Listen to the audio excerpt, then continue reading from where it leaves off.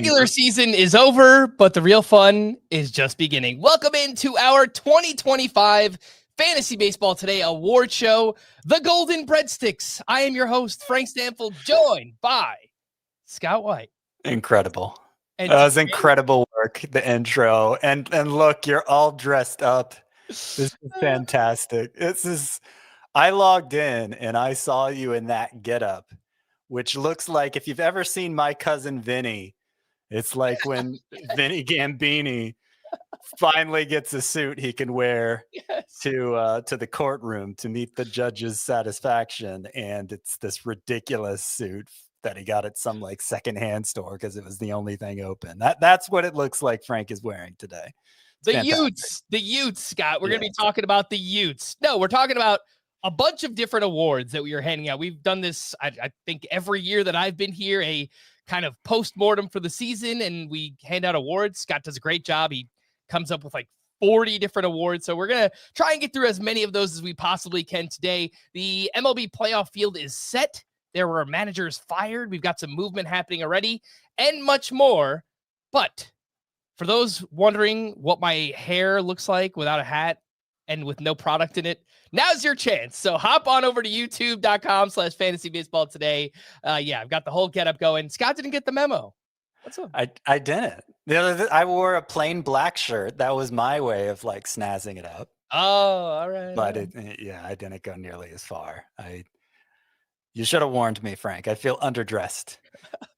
I'm also really, really hot in this outfit right now. So if I pass out mid-podcast, you know why. We'll do more of a season recap later in the week, looking at league leaders and stats and statistical trends and, all different kind of lessons learned. And we'll dive in a little bit more later on when Chris is back on the podcast later in the week. But Scott, just how was your season, man? How did everything turn out for you? Okay. It was okay. It wasn't amazing, but it was okay. In the end, I only won one league, the Podcast for the People League, as we talked about. I only won one league as well. But you didn't win that league. No, that would be weird if we both won it. That would be weird, yes. But that is the third time in 5 years that I've won that league that I like to say Heath Cummings set up years ago just to troll me. The rules are so go against my sensibilities. So that was nice that I was able to pull out that win, but that was the only one. I did have my highest finish in Tout Wars since I won the league back in 2020. So my first 3 years in Tout Wars, I finished third, second, and first, and then I hadn't finished in the top half since. Which means you lose fab dollars at the start of the year for finishing at the bottom half of the league. You don't have a full allotment to work with. So that was frustrating getting out of that hole. But I finished fourth this year. So that fourth out of 15, that I understand that's not a win, but it felt like a small victory given the way things had gone in that league for me recently. Yeah, I only won one league as well. The competition is tough, man. It is fantasy baseball is tough. And I won my home league. It's a 12-team head-to-head points keeper league. You keep 4 players year over year. So I think I've won back-to-back. I don't know. I've won it a bunch of times, but I want to win some other leagues too. I finished second in Tout Wars. It was pretty close the past couple of weeks. And then this final week, Brett Sayer actually pulled ahead and won by 10 standing points. But I finished second in that league and really, really wanted to take that one down, but it is a very tough league, 15-team roto auction with OBP instead of batting average. So we'll try again next year. I think I finished 7th in NL Labor. That team fell apart. It was a bad year to be highly invested in Austin Riley, Scott. I didn't realize how much Austin Riley I had, but there was a lot across the board. And so, that did not work out very well for me. So, you know what? We're back to the drawing board. We'll figure it out and hopefully come back stronger in 2026. I do want to give a couple shout outs here to other podcast league, listener league participants here. You actually went up against Matt Dixon in the finals of the For the People League. So wanted to give him a shout out for making it that far and giving you a little challenge there. And also shout out to Joshua Butler, who won our 12-team head-to-head points league, back-to-back years that a listener has won in our head-to-head points listener league. So we got to get back on a roll next year, Scott. Me, you, Chris. I think we've got I think it show was these another. listeners. I think it was, not to take anything away from the champion, totally deserved, but I think this was another year where I had like the most or the second most points and missed the playoffs entirely, which is always frustrating. Let me see if I can find that. I feel like I've brought this up in previous years. We should change the rule next year. We do this in a couple of my home leagues where the top 6 teams make the playoffs. The top 5 playoff teams are record. And then the 6th team is just the highest point scorer after that. So it does kind of eliminate some of the bad luck involved. Well, you're the commissioner, Frank. So you could do it. You know what? I didn't finish that high in points. Scott's a liar. Yeah. I must have been thinking of a different league. And I did actually make the playoffs as the 6th seed, but I didn't get cheated out of anything in the podcast listeners league. A couple other close finishes. We did an auction draft, a live auction draft before the season, one that we always play out, the Memorial Magazine League. I actually finished second in that one. I lost by 2 points to Greg Lathrop. I think it's Lathrop. And yeah, he's performed very well in that league. So shout out to him for winning that. 4 times in 7 years he's won. The Beat FBT League on the NFBC didn't go so well. So maybe I'll just leave it there. We finished 10th out of 12. We had a ton of injuries and it didn't go very well. But you know what? It was our first year as a triumvirate managing a team. I think we'll get better, Scott. I'm down to do this again if you are, but I know it was a very entertaining podcast and video if nothing else for people watching. So maybe we'll try again next year. Let's just kick things off here with the postseason. It's yet to start. Games are starting here on Tuesday. So if you listen to this, whenever you listen to this, they might already be started. You know, some games might be over depending on when you listen, but the playoff field is set. The Guardians will host the Tigers. The winner faces the Mariners in that series. The Yankees will host the Red Sox. The winner will get the Blue Jays there. So all AL East on that side. I will actually be at game 1 on Tuesday night, and I am terrified. Max Fried up against Garrett Crochet. It's very scary. In the National League, we have the Cubs hosting the Padres. The winner will face the Brewers. The Dodgers host the Reds. The winner will face the Phillies. The Mets, Scott, who had the 2nd highest payroll in baseball, completed their collapse and failed to make the playoffs, which is insane. It feels very on brand, though, right? I wasn't going to say it. As a Yankee fan, I can't say it. I mean, I don't think Mets fans like me so much either, but it does feel very on brand. They've had a few noteworthy collapses the past couple decades. Also, the Astros missed the playoffs for the first time. So both of my boys are baseball obsessed, but especially my younger one. He just turned 8, and I told him this is the first time in his life the Astros have missed the playoffs. Wow. Yeah. That is crazy. Yeah, it is weird. A postseason without the Houston Astros just doesn't feel right. So, but yeah, it's a good point there as well. Scott, your preseason prediction was the Phillies over the Red Sox in the World Series. Are you sticking with it? It's still possible, but I am going to say I'm actually going to say Mariners over Phillies. Interesting. All right, so my preseason prediction was Dodgers over Rangers. Whoops. I will say now, I also had the Phillies and Mariners making it. I will say Phillies over the Mariners in the World Series. Okay, so we have the same World Series, but yeah, I'm rooting for the Mariners, I'll be honest. So a little bit of rooting interest at play there. I think either last year or 2 years ago, I had the Mariners in the World Series, maybe winning the World Series. I think both of us did. And they didn't make the playoffs. Yeah. So yeah. Well, that was my prediction with the Rangers this year. I thought they'd be much better. So that didn't work out so well. Let's quickly run through some news and notes before we get into these awards. Some managers who are out. The Twins fired Rocco Baldelli. The Giants fired Bob Melvin. The Rangers and Bruce Bochy mutually agreed that he will not return next season.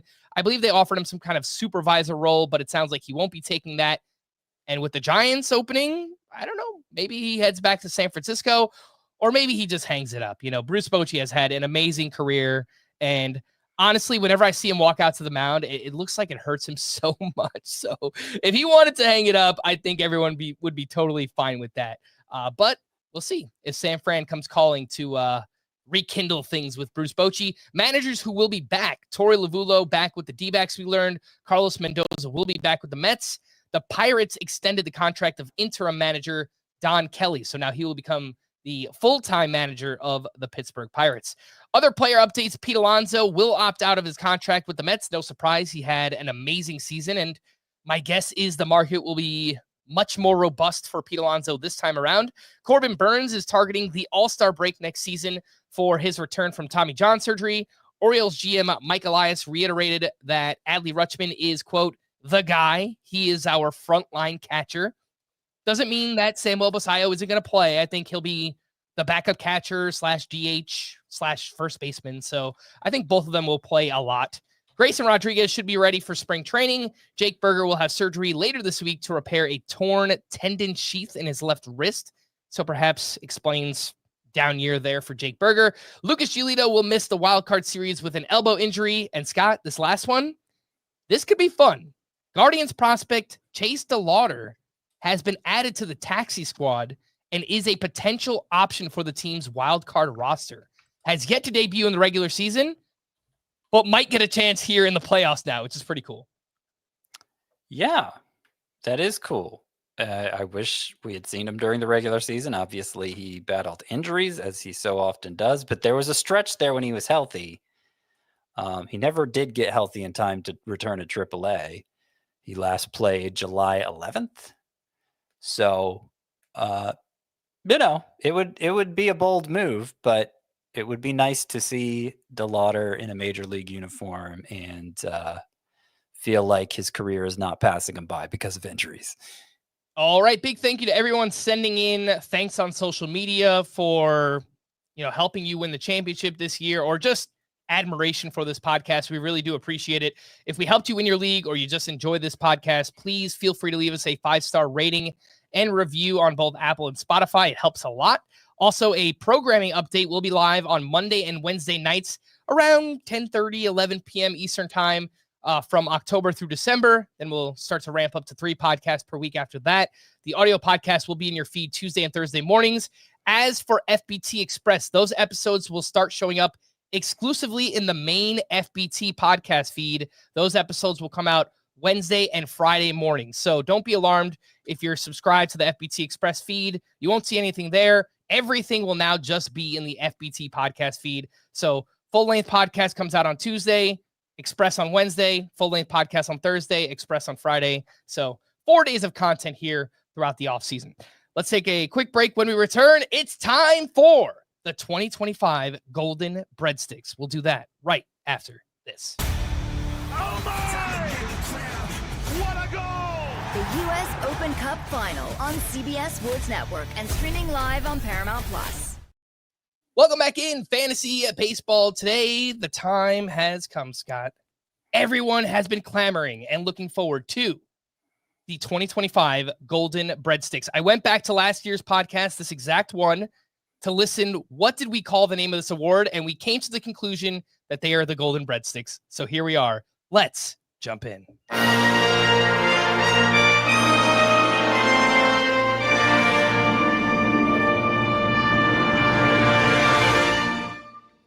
And kicking things off with the most valuable hitter, Scott. Who is that? Most valuable hitter. Emphasis on value. Obviously, we can determine that in fantasy even easier than in real life. Best bang for the buck hitter. It's got to be Cal Raleigh. Got to be Cal Raleigh. There's an argument for it still being Aaron Judge, even though he was the first round pick. That's how impactful he was in fantasy. But Judge was somebody that you were drafting in the middle rounds at best, and obviously went on to have a season beyond anybody's wildest imagination. The best offensive season for a catcher, you could argue, certainly the most home runs, inarguably. And I'm calling him the most valuable hitter for 2025, Cal Raleigh. Yeah, finishes with 60 homers, 125 RBI, 14 steals, a 359 on base percentage there for Cal Raleigh. His preseason ADP was 85.6, and he finished as the second best player in fantasy this season, providing $43.6 worth of value in a 12-team Roto League, which is just incredible stuff. What about the most valuable pitcher, Scott? I see a couple of options here, but who actually wins the award? Do we have the drum roll sound effect, or are we not doing that? If you talk about your thought process for some of these names, then I could probably find it. I just need a couple seconds. Okay, so my most valuable pitcher, again, we're thinking in terms of relative to what you paid for him, but he has to be really, really good. And the winner is Christopher Sanchez. We'll get the timing down as we go. That's fine. That's good. Christopher Sanchez, most valuable pitcher. Not only did he take on his biggest workload yet, but he combined the higher velocity that he flashed early last year. But remember, it compromised his control, so he had to kind of shy away from it. Well, he brought back that higher velocity and maintained the elite control. Became a big strikeout pitcher on top of getting all the ground balls, and turned himself into a legitimate Cy Young candidate. Probably going to finish second in the NL, might even get some first place votes. Actually led the majors in baseball reference war, or I guess the NL. Probably not the majors. 8.0, very high score for anybody, especially a pitcher. Christopher Sanchez, most valuable pitcher in fantasy. And he was actually tied for the league lead in quality starts as well. He had 22 of those, which tied with Garrett Crochet and Logan Webb. And I just love the length that he provides as well. He went 2, 4, 6, 8. He went 6+ innings in 24 of 32 starts this year. And 7+ in a lot of those. I don't want to count on the air because it's not really the best listening experience, but Christopher Sanchez provided great length this year, wound up with 202 innings this year. I think there was only 3 pitchers who got to that mark. It was him, Logan Webb, and Garrett Crochet. So, yes, definitely one of, if not the most valuable pitcher. The preseason ADP for Sanchez, 144.1. He finished as the SP6 on the season. All right, Scott, let's go over to the Bobby Big Bat Award. What is this? Emphasis is on power. So, like, when I first started doing the awards, the very first year I had these, there were 6 of them, and now it's expanded to like 40. But this is one that's been there from the very beginning. It's just my way of honoring a power hitter who isn't quite the most valuable hitter. And the winner of the Bobby Big Bat Award for 2025 is Kyle Schwarber. Yeah. Kyle Schwarber, when can you remember a time a guy had 56 home runs in a season and it got so little fanfare? It's been completely overshadowed by the 60 Cal Raleigh hit, by the year Aaron Judge hit.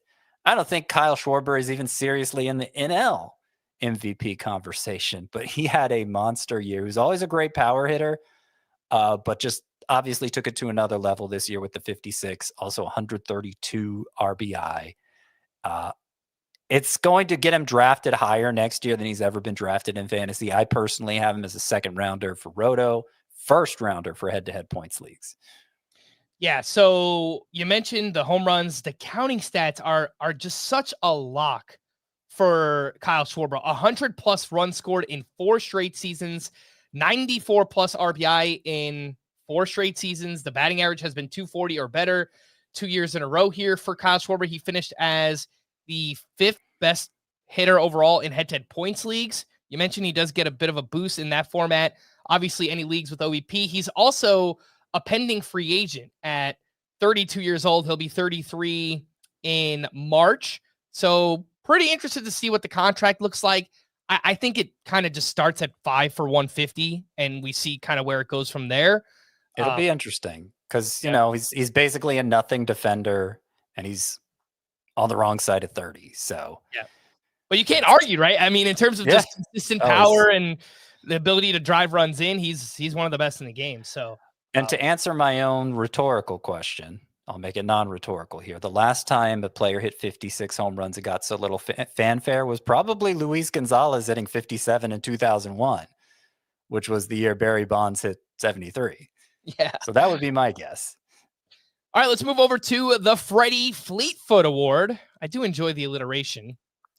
What is the Freddie Fleetfoot Award? Same thing as Bobby Big Bet, but for speed instead of power. And the winner is Chandler Simpson. He did not lead the majors, but he was close. He had 44 stolen bases and, key point, in just 109 games. So he did lead the majors in most stolen bases per game. And unlike the guy who actually led the majors in steals, Jose Caballero, Chandler Simpson was good for batting average too, hit 295. That skill carried over from the minor leagues.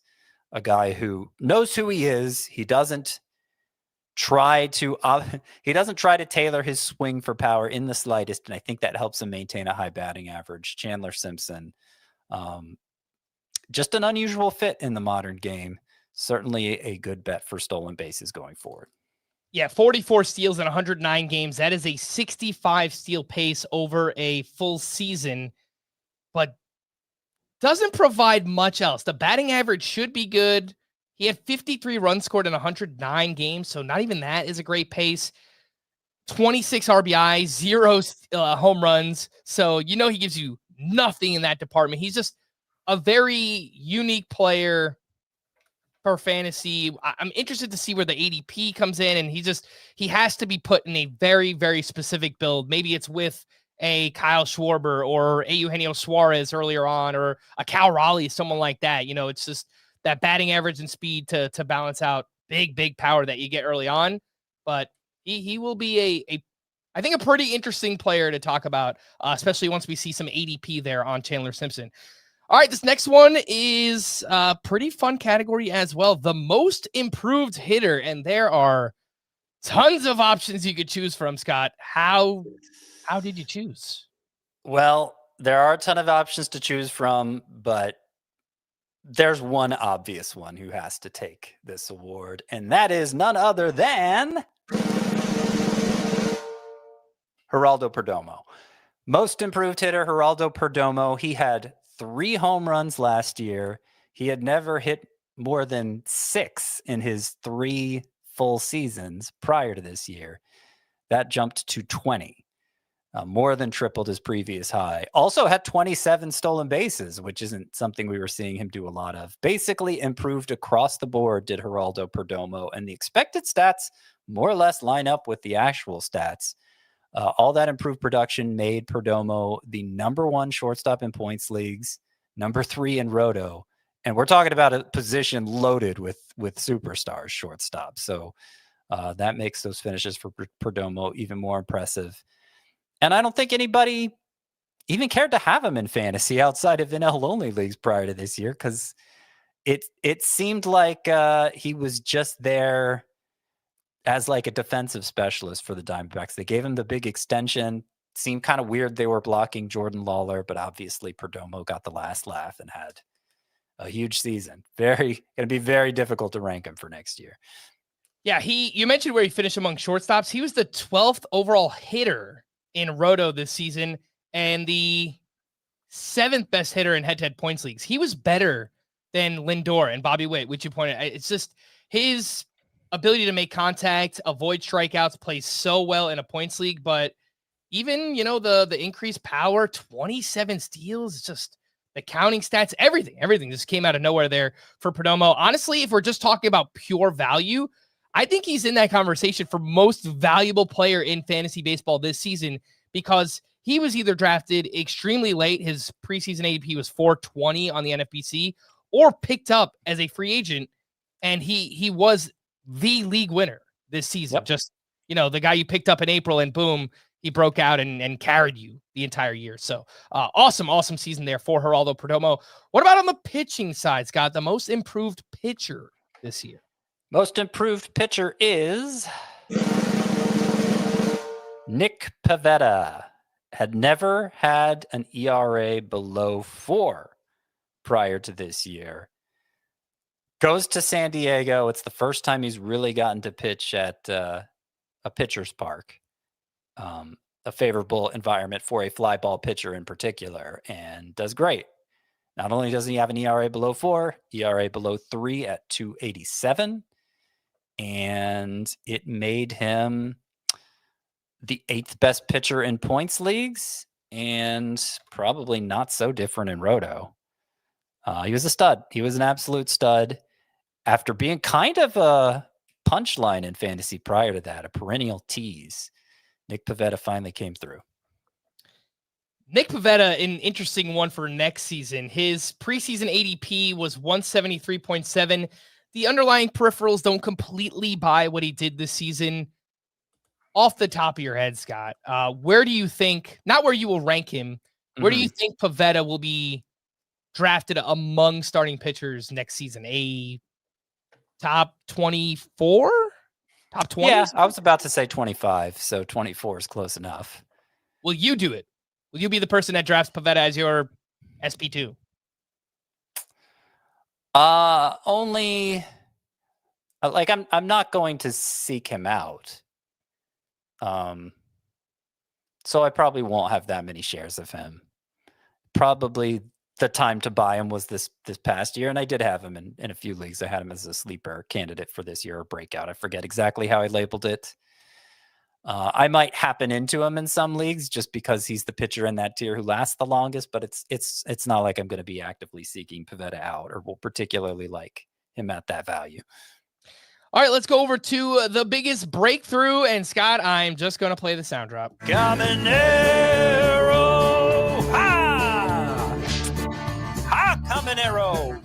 You knew he had to be on this list somewhere. Yeah, biggest breakthrough is Junior Caminero.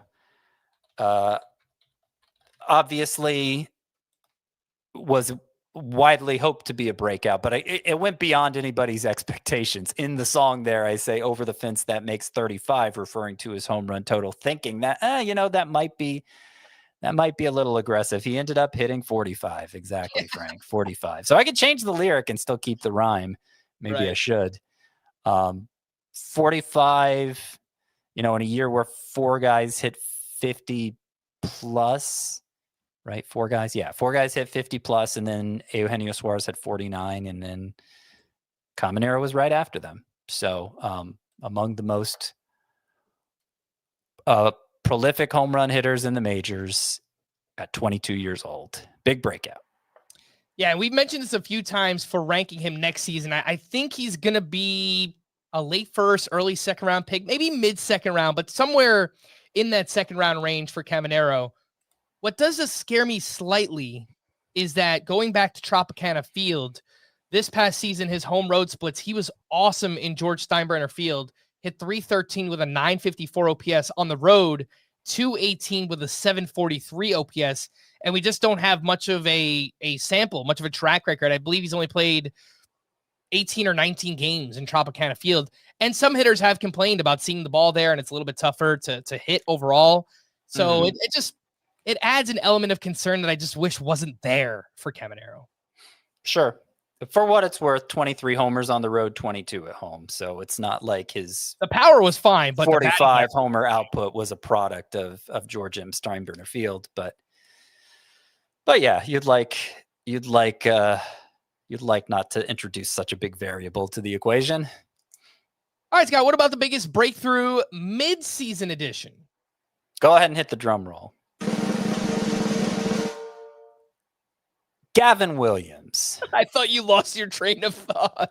I did lose my place here in my notes. Gavin Williams, biggest breakthrough mid-season edition. He went from having in the first half a 3.70 ERA, 143 WHIP, 8.8 K per 9. 12-team leagues was kind of on the fringes of being dropped with numbers like that. Second half, though, Gavin Williams, 2.18 ERA, 105 WHIP, 10 K per 9. Like Junior Caminero, he had the big prospect pedigree, so it wasn't an unexpected breakout, but it was a big one that happened mid-season.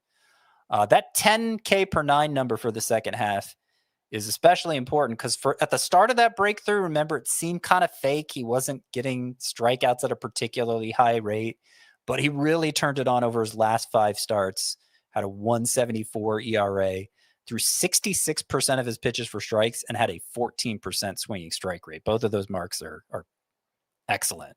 So I really do think Gavin Williams figured it out. And should be approached with a reasonably high degree of enthusiasm next year. You stole the words from me, Scott. I was going to point out the last 5 starts really kind of cemented this midseason breakthrough for Gavin Williams. He had 8+ strikeouts in 3 of those 5 starts, 11 K per 9. The underlying numbers didn't fully support a 174 ERA, but 343 FIP, 324 xFIP. If we get a low to mid 3s ERA from Gavin Williams with 10 or 11 K per 9, I mean, he absolutely could be a breakout candidate for next season if he could do anything close to this, for the majority of the season.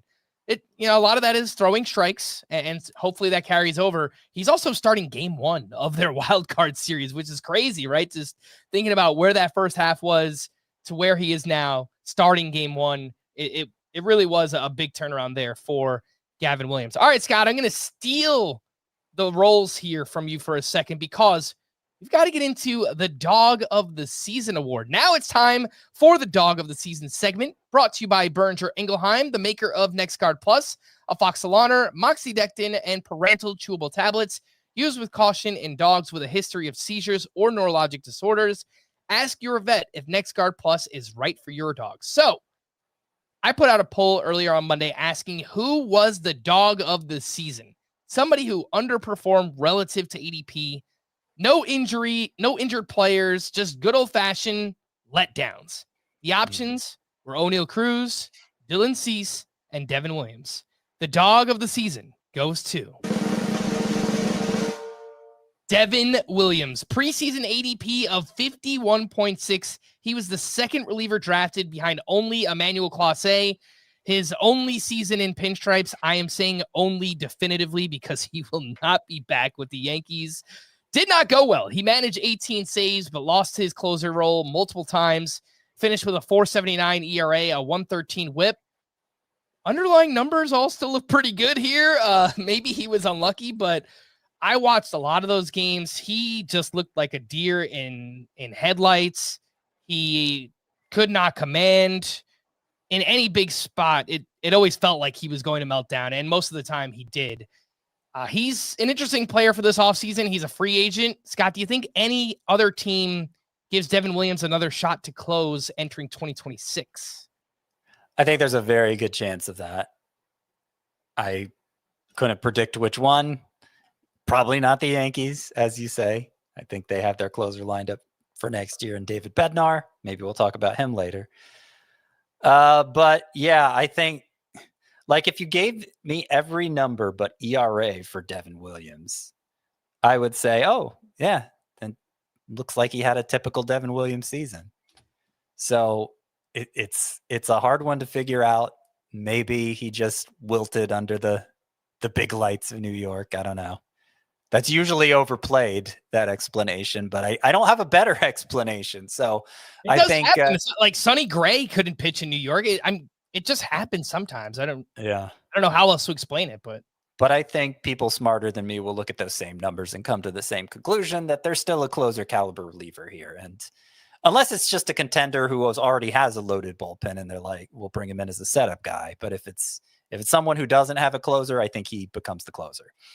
Yeah, his strikeout rate did come down this season, and he allowed more hard contact. His average exit velocity went from 84.2 miles per hour in 2024 all the way up to 89.5. It still wasn't a terrible mark, but it was for him. He typically gives up a lot of weak contact, and that wasn't the case this season. Also, his left on base percentage, Devin Williams, 55%. For his career, it's 76%. So he did struggle to pitch with runners on base. And that goes back to what I was saying. It's just anytime there was a big spot, it felt like Devin Williams just faltered and kind of withered there in those spots. So we'll see. He was a big letdown this past season, but he's been proven before, was great before he was with the Yankees. And I agree. I think some team will probably give him another shot to close this offseason. That was the Dog of the Season segment, brought to you by Boehringer Ingelheim, the maker of NexGard Plus, afoxolaner, moxidectin, and parental chewable tablets. They provide next-level parasite protection against fleas, ticks, heartworm disease, roundworms, and hookworms, all in a tasty beef-flavored soft chew. Used with caution in dogs with a history of seizures or neurologic disorders. Dogs should be tested for existing heartworm infection prior to starting a preventive. Ask your vet about NexGard Plus Chews. Let's take our final break. When we return, more Golden Breadsticks right after this. Sail GP returns to the Iberian Peninsula for an action-packed weekend at the DP World Spain Sail Grand Prix. Don't miss a defining moment of the Rolex Sail GP Championship on CBS Sports Network. Amazing weekend, guys. Welcome back in Fantasy Baseball today. This is our 2025 award show, the Golden Breadsticks. And if I am doing the math correctly, we are up to, we are up to 8 out of 40. So, all right, let's get back a little faster. The best comeback hitter edition goes to. I lost my place again. George Springer. I kind of hesitate to call this a comeback because only once had he ever had a year as good as this, and it was 2019 when basically everybody had a career year, everybody who was playing back then because the ball was carrying so well. Never had he hit 300 before 2025. Only twice had he hit 30-plus homers prior to 2025. And listen to this for George Springer. After the All-Star break this year, he hit 369 with an 1121 OPS. I don't know what got into all those Blue Jays hitters after the All-Star break, because between him and Bichette and Vladimir Guerrero, and like there were so many who just put up bonkers numbers.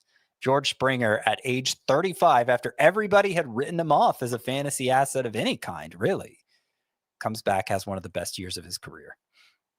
Yeah, and he's another name where I think he's in the mix for just most valuable player overall this season. A preseason ADP 242.9, finished as the 11th best player overall in fantasy this season. And he did that in 140 games. So truly crazy stuff in his age 35 season there from George Springer.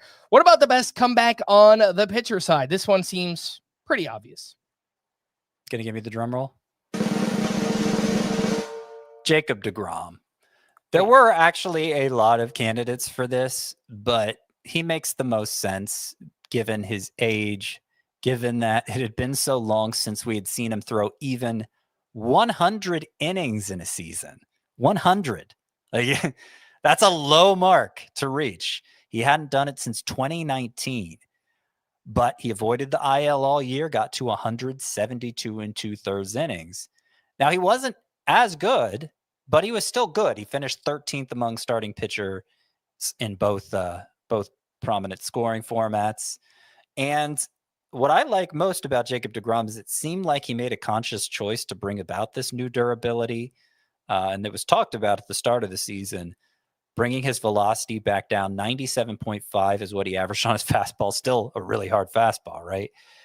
But that was the lowest he had averaged on it since 2019, when he last gave us a nice big workload. So it was a conscious choice. It seemed to work. And even though he is 37, I imagine I'm going to draft him with more enthusiasm next year than I did this year.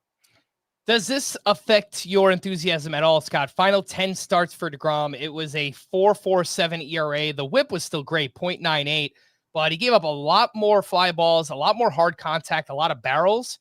And it was right around 2 home runs per 9 during that 10-start stretch. Does that worry you at all about Jacob deGrom? Not really. That just seems like the kind of variance that's bound to happen over the course of a season. So he started the second half with a 2.32 ERA, and it got close to 3, but it was still a great year. All right, let's go over to the best comeback mid-season edition. Michael Harris. This seems like the right call, given how drastically he turned his season around. First half, 210 with a 551 OPS. It was awful. People were ready to bury him. But then in the second half, looked like Michael Harris again. Hit 299 with an 845 OPS. Did kind of struggle again first half of September, but picked things up toward the end of the season. The whole turnaround seemed to be tied to an adjustment he made in his stance. Got back to holding his hands up high, closer to his ear, rather than in front of his chest, and seemed to fix things. And he was also one of the biggest underachievers by expected batting average this year. So as much ground as he made up in the second half, Statcast still think he deserved better. It was a letdown season overall for Michael Harris, just based on how bad that first half was. He still got to 2020 for the first time in his career. Yeah, first ever 2020, yeah. 86 RBI with a 678 OPS. He had never exceeded 64 RBI in a season before. Was that a product of, was he moved up in the lineup more this season than ever before, Scott? Yeah, I think so. Okay. I wonder if everyone's healthy starting next season, is he just back into the 9 hole? Because then that probably will affect his run production next season. Probably not the 9th hole. Probably 6th or 7th would be my guess, just based on the way it was handled this year. But it might depend what kind of moves they make in the offseason. I don't think they're going to do too much to their lineup, but I could be wrong. Next up, we have the Ace Up the Sleeve Award, and it goes to Chase Burns. So I probably do need to explain this award a little bit. Ace Up the Sleeve means I view him as an ace, but the rest of the drafting world may not yet. And the reason why I view Chase Burns as an ace already, when he got called up, he was the top pitching prospect in baseball. He made only 8 starts. He got double-digit strikeouts in 4 of those 8 starts. That is more than Tarek Skubal had, more double-digit strikeout efforts than Tarek Skubal had in all of 2024 when he was regarded as the best pitcher in baseball. Skubal did have more in 2025, but he didn't have as many as 4 in 2024. And 4 double-digit strikeout efforts is also more than Paul Skeens has had in his entire major league career. Wow. Chase Burns did it in 4 starts. He is a bat misser of the highest order, and I don't think there will be any doubt what his role is going to be to begin next year, and I think he'll be awesome. Yeah, his 4.57 ERA, 132 WHIP, definitely misleading. You look at the underlying numbers here, it was a 265 FIP, 354 expected ERA, 13.9 K per 9, a 16% swinging strike rate. There should be a lot of enthusiasm for Chase Burns entering it next season. What about the biggest fake out hitter edition for this year? It goes to Pete Crow Armstrong. Who else could it go to? First 4 months, 272 batting average, 868 OPS. He was the most popular player in the world. They're already carving his name onto the MVP plaque. But then final 2 months hit 188 with a 533 OPS. It was as dramatic of a fall as anyone could have imagined. And I hate that I didn't maintain my skepticism all year. I maintained it for about the first 2.5 of those 4 months that he was performing at an MVP level. Should have stuck with it because the bad plate discipline came home to roost. Scott, why do you hate the Cubs? I don't know. We're still studying that one. Let's go over to the biggest fake out pitcher edition. Mackenzie Gore. First half, 3.02 ERA, 120 WHIP, 11.3 K per 9. Looked like an emergent ace. Second half, 6.75 ERA, 170 WHIP, 8.6 K per 9. Very bad. And this is kind of a trend for Mackenzie Gore, too. I had people in the first half of the season tweeting and asking, why don't you rank Mackenzie Gore as a top 12 starting pitcher? I said, look, he certainly has pitched like that so far, but we have a track record of him kind of falling off as the season goes along. Let's see how this plays out. And if he maintains it all the way through, then, we'll rank him closer to that for next year. And lo and behold, Mackenzie Gore did come crashing back down to earth. I don't know if there's another level that he can get to on the Nationals. There were some trade rumors around the deadline for Mackenzie Gore. I think another team might be able to unlock a little bit more from Mackenzie Gore, but if he remains with Washington, I think he's probably just this volatile pitcher that has a ton of strikeout upside, which isn't terrible. It's just, you've got to know when to bail on Mackenzie Gore, basically. What about the most overshadowed fake out? James Wood. This is kind of a goofy award because it was such a big fake out that I wanted to highlight it, but it couldn't beat out Pete Crow Armstrong, obviously. First half for James Wood, 278 with a 915 OPS. Second half, 223 with a 690 OPS. And perhaps just as notably, the strikeout rate went from 28% in the first half, which isn't great, but you can overcome it if you're good enough. 39% in the second half. It increased by 50%. Well, not quite 50%, but it increased a lot, 28% to 39.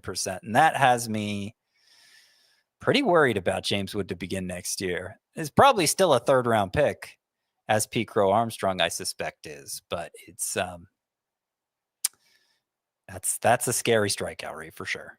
Who will you take higher next season, James Wood or PCA? I think Wood. Probably PCA for the steals.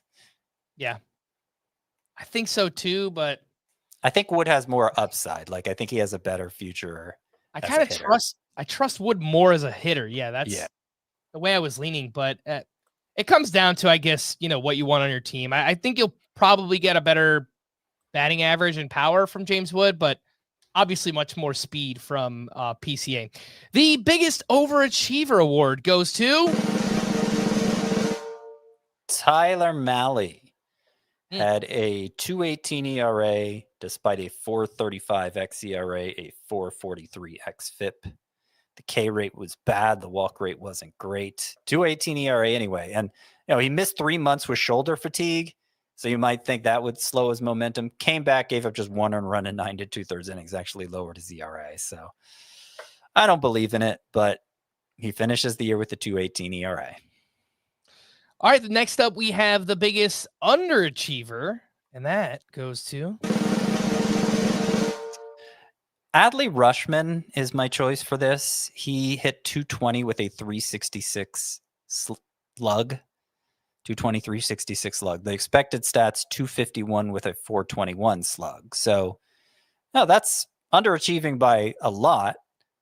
251, 421. We still hope for better than that from Rutschman.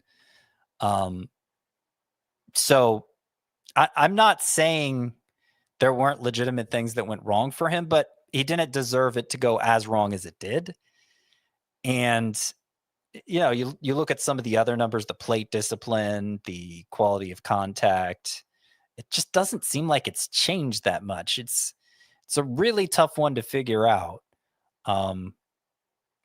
I kind of wanted to give him his own unique category, but he ended up slotting here at biggest underachiever.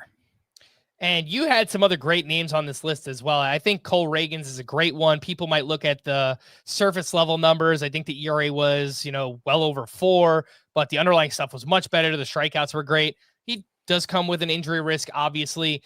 Ben Rice had a huge breakout season, and his expected stats were even better. So he's an interesting one. We'll get to Ben Rice. Juan Soto, nearly a 40-40 season, but the batting average underachieved. And his expected numbers say that he deserved much, much better. I think we got to fly through these now, Frank. Yes, that's exactly where I was going. We basically need to average 30 seconds per award here. And I think we got to cut out the drum roll and just keep moving, Scott. Next up, we have the biggest weirdo. Biggest weirdo. Guy whose numbers don't make sense. Andrew Abbott is my. Did he win it last year too? I don't believe so, but I don't have that pulled up anymore. But yeah, it's been a few years going now, and he keeps getting a little bit better. The walks get a little bit better. The quality of contact gets a little bit better, but he's still a fly ball pitcher who doesn't miss bats pitching in an environment that would seem to destroy fly ball pitchers. And he just continually puts up a good ERA. So I'm not going to have him he can't be a weirdo forever.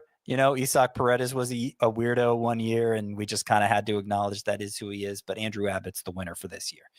The biggest weirdo last season, Tyler Fitzgerald. How about that? Yeah. The one who fantasy footballers won't see coming. Emmett Sheehan. So they'll see him maybe pitching as a reliever in the postseason, but if anything, that underscores how their memory of him during the regular season as a starter was not even getting quite to 5 innings. It wasn't as dominant as we wanted him to be either. Had some potential, but really hadn't taken off. He took off over his final 6 true starts. So I'm eliminating that 1 inning start, the final week of the season where they were just converting him to a bullpen role. Of his final 6 starts, 4 of them 6 innings or more, 3 of them 7 innings. And in them, Emmett Sheehan, a 1.88 ERA, a .73 whip, 12.2 K per 9, and a 19% swinging strike rate, which is basically the record for a starting pitcher who has a full healthy season. Spencer Strider in 2023, 19%. That's what Emmett Sheehan did over those final 6 starts. So I think those who didn't tune out in August and September are going to be on him as a big breakout candidate. Those who did, maybe not so much. I love the analysis, Scott, but we have to cut this down by like a third per right. Player, how much you're talking about. The one who nobody saw coming goes to Jacob Marcy. Was hardly a prospect when he got called up.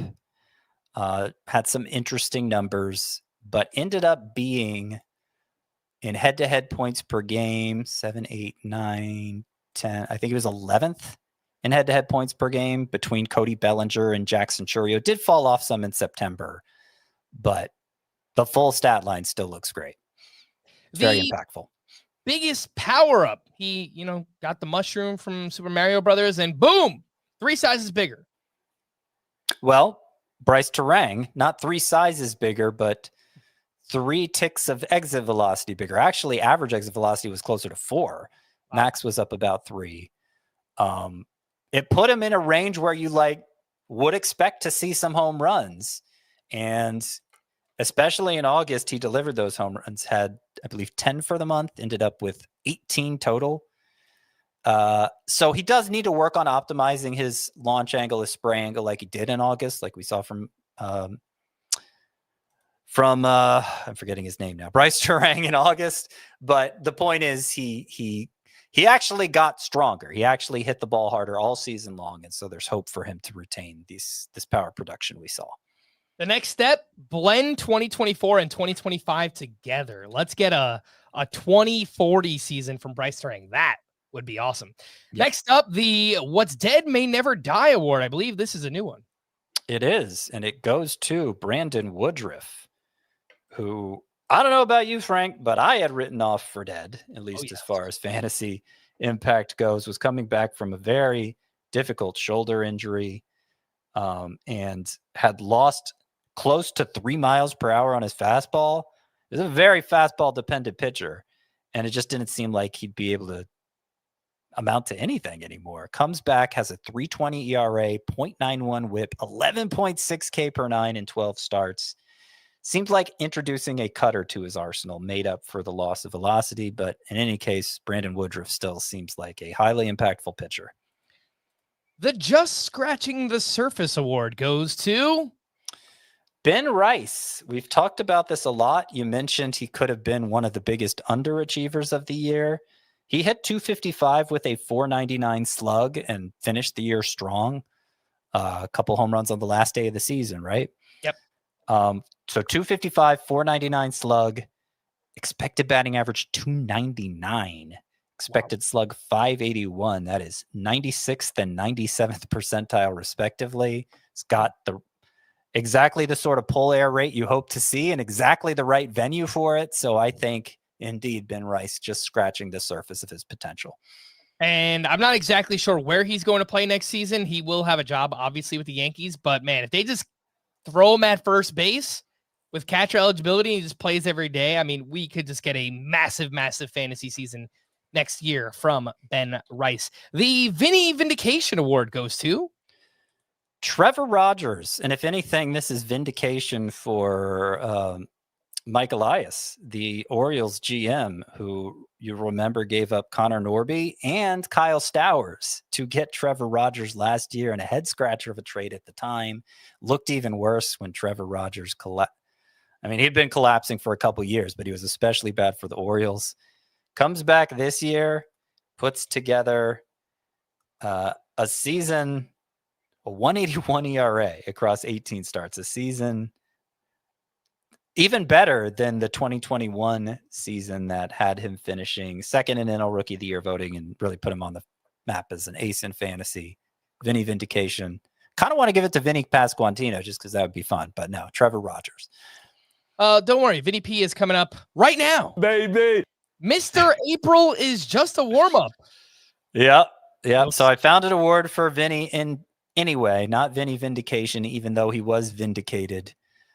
So it didn't look that way to start out. In April, he hit 177 with a 569 OPS. Here we go again. This guy is a perennial bust. Rest of the way, Vinny Pasquantino hit 283, 38 homers, an 848 OPS. Wow. Of course, finished with 32 home runs overall. And those who have believed in him are vindicated. Oops, I did it again. Award goes to... It goes to Jurickson Profar, who did it again. All the people who disbelieved. He was 9th among outfielders in head-to-head points per game this year. The batting average finished a little bit low because I think he went hitless in his last 4 games. So I kind of just ebbed and flowed wrong for the purposes of his batting average, but the underlying, particularly how hard he hit the ball, was the second highest exit velocity, 89 miles per hour. Earlier in his career, it was more like 86, 87, walked a lot, was on a good home run pace, and I think proved that he deserves to be drafted as a starter everywhere again next year.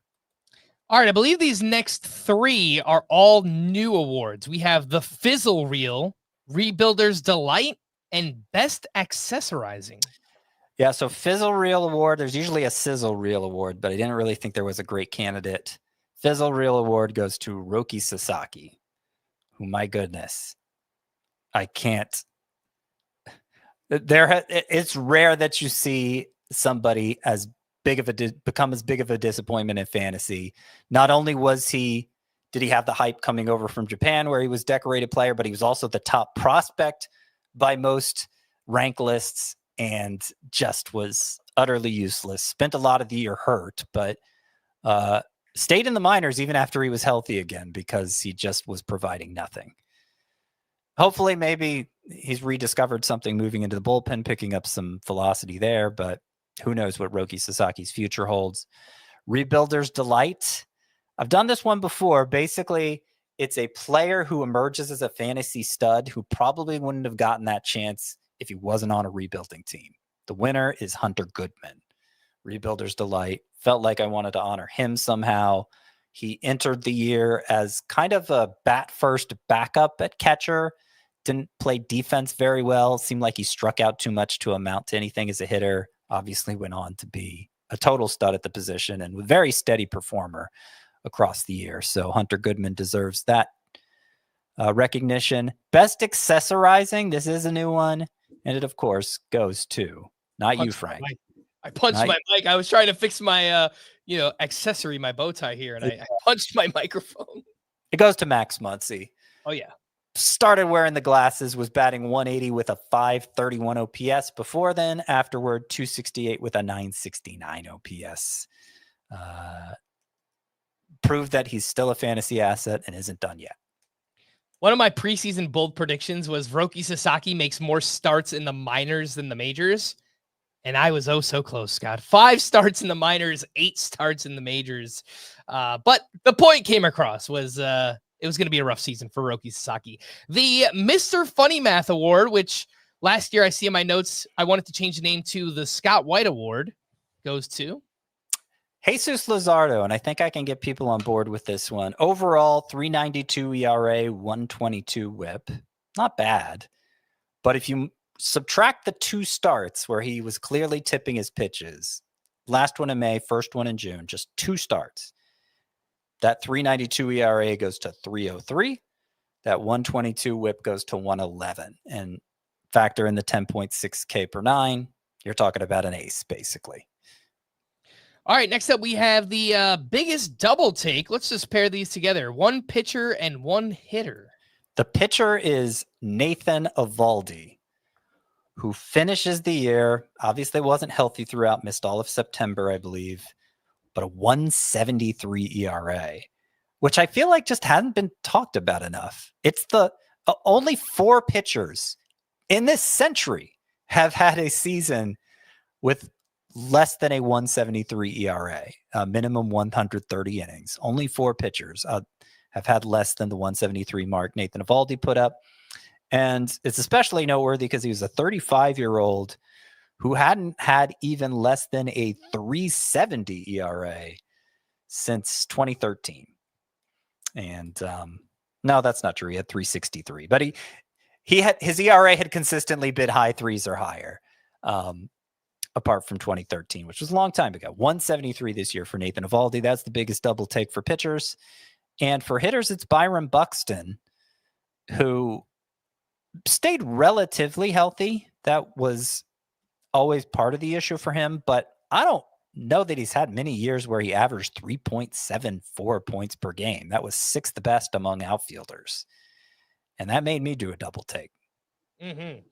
Let's do like 10 seconds on each of these last couple, Scott, and just kind of wrap things up here. My Mr. 2024 didn't really count award. Those 2. Bo Bichette got back to hitting over 300 with an OPS over 800. 2024 looks like a total aberration. Yeah, definitely seems like that was just an injury outlier there for Bo Bichette. Mr. Look who finally decided to show up. That one goes to Jackson Merrill, who really did nothing for the first 5 months, hit a total of 9 home runs, and then hit 7 in September. Had a huge month to close out the year. And I think earned some long looks in drafts, early in drafts next season because of it. Mr. Two-Face goes to... Mr. Two-Faced has to go to Shane Baz because, man, there were times this year where he looked like he was breaking out. Start of the year, 10 strikeouts and 6 shutout innings. Couple starts later, 11 strikeouts and 6 2-hit innings. And then faded for a while. And then mid-season, he had 8 shutout innings with 9 strikeouts, followed by 11 strikeouts and 7 innings. Was going on a run again. Just back and forth like that. Obviously, the bad stretches lasted longer than the good ones, but the good ones were really good and should have reminded you at least that there's still upside there for Shane Baz. The fastest slow guy award can only go to one name. It goes to Josh Naylor, who amazingly... I guess Juan Soto would be... Well, that's the thing. Yeah. Like it's funny that there are a few candidates for the award this year, but those are the 2 biggest. So Juan Soto got to 38. Man, I wanted him to get 40 so bad. He got to 38 despite 13th percentile sprint speed. But Josh Naylor beats him out 30 despite 2nd percentile sprint speed. The clutchest eligibility award goes to, and I don't even know what this means. It means that their eligibility situation wasn't looking so great, but they fixed it at the very end of the year. It's a tie between Carter Jensen and Peyton Tolley. Carter Jensen, equal number of appearances at catcher and DH, which means he defaults to what he had the previous year, catcher. So Carter Jensen, I need to add him to my catcher rankings because he will be eligible there to begin 2025 CBS leagues. And Peyton Tolley made 1 more appearance as a reliever than as a starter, so he will be RP eligible to begin next year and hopefully win a spot in the Red Sox rotation, and you can use him as a spark.